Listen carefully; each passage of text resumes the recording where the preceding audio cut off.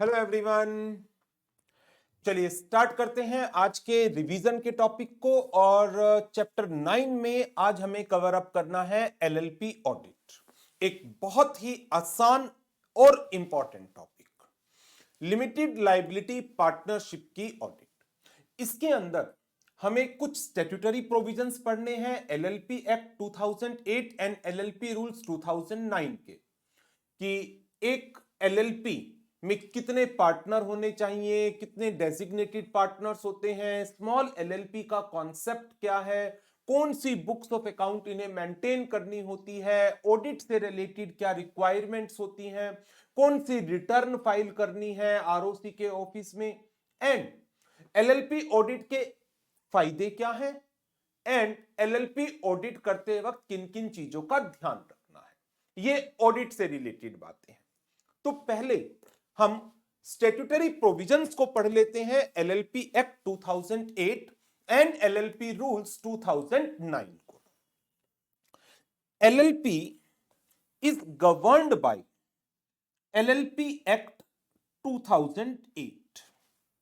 A minimum of 2 partners can form LLP and at least 2 partners would be designated as the designated partner. 2 partner need to be designated partner having designated partner identification number DPIN. Small limited liability partnership ये क्या होती हैं? Any LLP जिसमें partners की contribution 25 lakh को exceed नहीं करती और turnover as per statement of account and solvency for immediate preceding financial year 40 lakh rupees को क्रॉस नहीं करता। हाउएवर, गवर्नमेंट चाहे तो स्मॉल एलएलपी के अंदर टर्नओवर एंड कंट्रीब्यूशन की लिमिट को बढ़ा सकती हैं। कंट्रीब्यूशन 5 करोड़ तक नोटिफाई किया जा सकता है, टर्नओवर 50 करोड़ तक नोटिफाई की जा सकती है। बट राइट नाउ अभी जो लिमिट्स चल रही हैं वो ये है, कंट्रीब्यूशन 25 लाख, टर्नओवर 40 लाख रुपए, और दोनों कंडीशंस का पूरा होना जरूरी है। तो यदि हम एक एग्जाम्पल लें, एक एलएलपी का पार्टनर्स कंट्रीब्यूशन और उसकी turnover for the immediate preceding financial year, contribution up to 25 lakh है, टर्नओवर अप टू 40 लाख है, दोनों कंडीशंस पूरी हो रही है तो ये एक स्मॉल एलएलपी है। कंट्रीब्यूशन 25 लाख को एक्सीड कर जाता है, टर्नओवर भी 40 लाख को एक्सीड कर जाती है, then it is not a small LLP. Contribution 25 lakh को एक्सीड करता है, टर्नओवर अप टू 40 लाख है, नॉट अ स्मॉल एलएलपी। क्यों? कंट्रीब्यूशन 25 लाख क्रॉस कर गया, कंट्रीब्यूशन अप टू 25 लाख है, टर्नओवर 40 लाख को क्रॉस कर जाती है, in that case again it is not a small LLP. So दोनों में से एक भी कंडीशन पूरी नहीं होती, देन ये स्मॉल एलएलपी नहीं होगी। तो to classify a LLP as a small LLP, both conditions of contribution and turnover need to be satisfied. Books of account. LLP need to maintain proper books of account, जिसमें 3 main किताबें हैं। क्या क्या? Record of receipt and payment या expenditure, assets and liabilities, cost accounting record, और इसके अलावा any other book या particular which the partners decide. So LLP shall maintain proper books of account which shall contain particulars of all sum of money received and expended and matter in respect of which receipt and expenditure takes place, record of assets and liabilities, statement of cost of goods produced, purchased, inventory, WIP, finished goods, and cost of goods sold, and any other particular which partner may decide. So, a limited liability partnership need to maintain the proper books of account, और इन books of account में all sum of money received and expended and the matter in respect of which receipt and expenditure takes place के particulars maintain करने हैं, record of assets and liabilities maintain करना है, statement of cost of goods purchased, inventories, WIP, finished goods, cost of goods sold, and any other particular which the partner may decide. Audit. Accounts shall be audited in accordance with the Rule 24 of the LLP Rules 2009. एक LLP जिसकी turnover 40 lakh को exceed नहीं करती और contribution 25 lakh rupees को exceed नहीं करता, then उसका ऑडिट नहीं होगा. बट एक प्रॉब्लम है छोटी सी, और वो प्रॉब्लम क्या है, जब हम स्मॉल एलएलपी की डेफिनेशन पढ़ते हैं तो वहां पर भी ये दोनों क्राइटेरिया, दोनों पैरामीटर हैं, बट बीच में लगा हुआ है एंड. लेकिन यहां पर ये दोनों क्राइटेरिया है बट बीच में लगा हुआ है और. तो इस बात का ध्यान रखिएगा, डेफिनेशन के हिसाब से स्मॉल एलएलपी कब बनेगी, यदि दोनों कंडीशंस पूरी होंगी. लेकिन ऑडिट की एग्जम्पशन दोनों में से एक कंडीशन भी पूरी होती है, देन ऑडिट एग्जम्प्टेड है. तो यदि हम इस क्राइटेरिया के बेसिस पर बात करें, turnover and contribution, turnover 40 lakh को एक्सीड नहीं करता, कंट्रीब्यूशन 25 लाख को एक्सीड नहीं करता. इट इज, क्या ये स्मॉल कंपनी है? जी हां, ये एक स्मॉल कंपनी है. क्या ऑडिट होगी? नहीं, ऑडिट की रिक्वायरमेंट नहीं है. टर्नओवर 40 लाख एक्सीड नहीं करती लेकिन कंट्रीब्यूशन 25 लाख एक्सीड करता है. क्या ये स्मॉल कंपनी है? नहीं, ये स्मॉल कंपनी नहीं है. क्या ऑडिट होगी?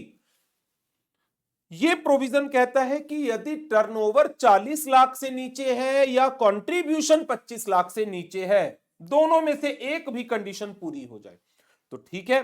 कंट्रीब्यूशन 25 लाख से ऊपर है बट टर्नओवर 40 लाख से नीचे है, देन ऑडिट नहीं होगी. टर्नओवर 40 लाख से ऊपर है लेकिन कंट्रीब्यूशन 25 लाख तक है, then it is not a small company, क्योंकि स्मॉल कंपनी के लिए तो दोनों कंडीशन पूरी होनी चाहिए. ऑडिट होगी? नहीं होगी.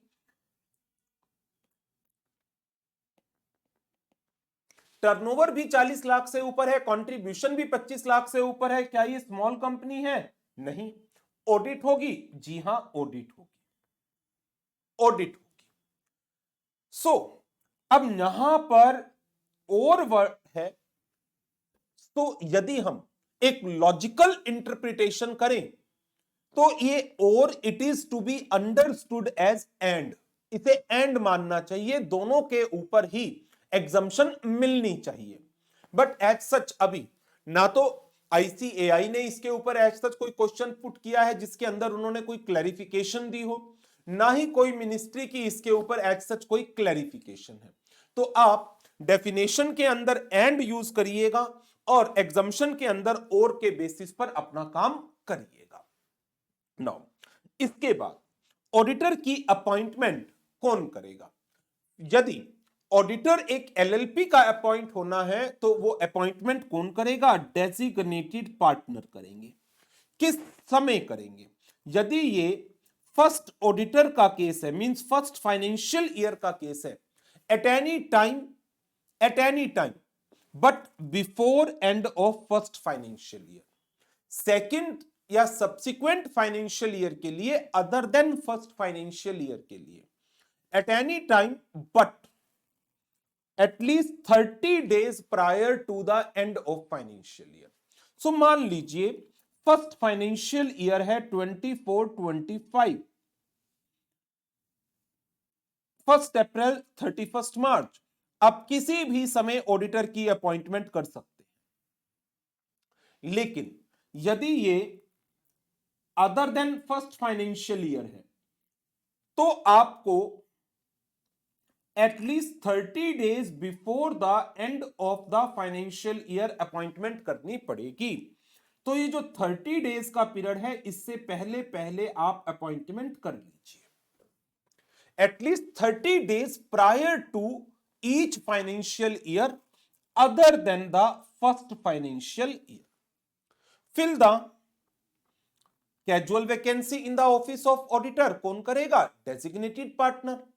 और यदि ऑडिटर को रिमूव किया गया है, उसके कारण कोई कैजुअल वैकेंसी क्रिएट हुई, then also it is to be filled by the auditor, oh sorry, filled by designated partner। But इनमें से किसी भी केस में यदि designated partner fail to appoint the auditor और to fill the casual vacancy, in that case partners may appoint the auditor if designated partner failed to appoint the auditor। Advantages बाद में discuss करते हैं। Return, statutory provisions खत्म कर लेते हैं पहले। रिटर्न, दो रिटर्न है जिसके ऊपर आपको फोकस करना है। रिटर्न दे कह लीजिए, स्टेटमेंट कह लीजिए। एक है एनुअल रिटर्न, दूसरा है statement of account and solvency. Annual return form number 11 में फाइल होगी, statement of account and solvency form number 8 में फाइल होगा। Annual return within 60 days from the end of financial year file होगी। Statement of account and solvency within 30 days from the end of 6 months of the financial year to which this statement of account belongs to file होगी। सो यदि annual return की बात करते हैं, financial year 24-25, 1 अप्रैल 24, 31 मार्च 25, इसके with in 60 days आपको annual return in form number 11 ROC के office में फाइल करनी होगी। लेकिन यदि मैं statement of account and solvency की बात करता हूं, फाइनेंशियल ईयर क्लोज होने के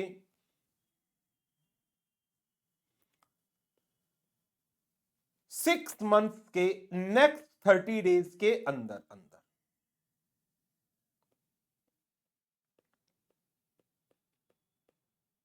within 30 days from the end of 6 months from the financial year to which the statement of account or solvency belongs to, form number 8 में, form number 8 के अंदर। तो मल्टीपल चॉइस इंपॉर्टेंट है इसके ऊपर, किसी भी पॉइंट पर फॉर्म पूछ लेगा, डेज पूछ लेगा या स्टेटमेंट का नाम पूछ लेगा। तो इनकी दो स्टेटमेंट बनाकर फिर क्वेश्चन पूछ सकता है which of the following is correct. तो इस तरह से ये रिटर्न का टॉपिक है। ये थे हमारे स्टैट्यूटरी प्रोविजंस। अब बात करते हैं जनरल प्रोविजन की। नंबर 1, एलएलपी ऑडिट के फायदे क्या हैं? जो एक इंडिपेंडेंट ऑडिट के फायदे हैं वो एलएलपी ऑडिट के भी फायदे हैं। Detection of fraud and error, audited account helps in prevention and detection of error and fraud। prevention तो नहीं कहेंगे, हम moral checkup कह सकते हैं on the employees। disputes, यदि अकाउंटिंग मैटर पर पार्टनर के बीच में किसी भी तरह का कोई डिस्प्यूट है, that disputes can be settled with the help of the audited account। So any dispute among the partner in relation to the accounting aspects can be settled with the help of audited account। Reliability, banks and financial institutions lend money to the LLP on the basis of audited accounts। Better compliance and management, periodical visits and suggestions, periodical visits and suggestions by the auditor will be helpful in improving management of LLP. तो LLP को manage करने में जो auditor की periodical visit है या auditor जो time to time suggestions available कराता है मैनेजमेंट को, that will be very much helpful to the LLP. Reconstitution at the time of admission, retirement, death या reconstitution of LLP, audited account help in settlement of the account. To settle the account between the partner at the time of admission, retirement, death, insolvency, audited accounts are accepted by all the concerned person. So 3 से 4 number का एक बड़ा generalised question बनता है, what are the benefits of या advantages of getting the account audited by a LLP.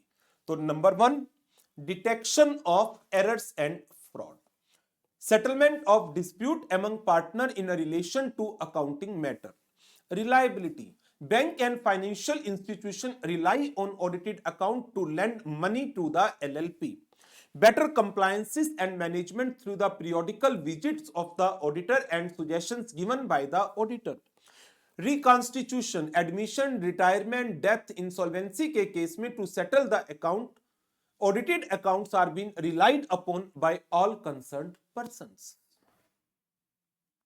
Next and the last topic, auditor's duties regarding the LLP. Auditor need to obtain the instructions in writing as to the work he need to perform while carrying out the audit, और इसके लिए engagement letter is the best way out. Minute book, if any minute book is being maintained by the LLP, auditor need to refer to the minute book for any resolution passed by the LLP with respect to the accounts. LLP agreement, auditor shall read the LLP agreement and note the following provisions. क्या क्या? Nature of business of LLP, capital contributed by each partner, इस capital के ऊपर कितना interest होगा, क्या partnership के लिए कोई ड्यूरेशन है, क्या ड्राइंग्स अलाउड है पार्टनर को, any salary commission etcetera that is payable to the partner, rights and duties of partner, method of settlement of account and the case of admission, retirement, death, insolvency of the partner, any loan advanced by the partner, profit sharing ratio among the partner. So auditor सबसे पहले तो अपनी terms देखेगा, किन terms पर उसे appoint किया गया है, क्या काम उसे करना है, उसके लिए he need to study the engagement letter या letter of appointment. Thereafter, if any minute book is being maintained by the LLP, auditor need to study the minute book so as to read the any resolution passed by the LLP regarding the accounts. Third one, LLP agreement. Read the LLP agreement carefully, particularly with respect to the nature of business, capital contribution, interest, profit sharing ratio, duration, drawings, salaries, rights and duties, loans, method of settlement. Thereafter, reporting. Auditor should report क्या records reflect कर रहे हैं true and fair view of state of affairs, whether auditor has obtained all the information and explanation that is necessary for the purposes of audit, whether any restriction placed on him as to the scope of his work. So this is about the LLP audit. इसके questions को यदि हम consider करें तो जुलाई 21 में इसके ऊपर एक क्वेश्चन आया था, गाइड और discuss the various returns to be maintained and filed by the LLP. एक होती है एनुअल रिटर्न जो फॉर्म नंबर 11 में फाइल की जाएगी with the ROC within 60 days of the closure of financial year. दूसरी होती है statement of account and solvency जो फॉर्म नंबर 8 के अंदर within 30 days from the end of 6 months of the financial year to which the statement of account and solvency belongs to file की जाती है। एक क्वेश्चन आया है इसका नवंबर 22 में regarding the books of account. As per section 34 of the LLP act, LLP need to maintain the proper books of account which shall contains particulars of all sum of money received and expended and matter in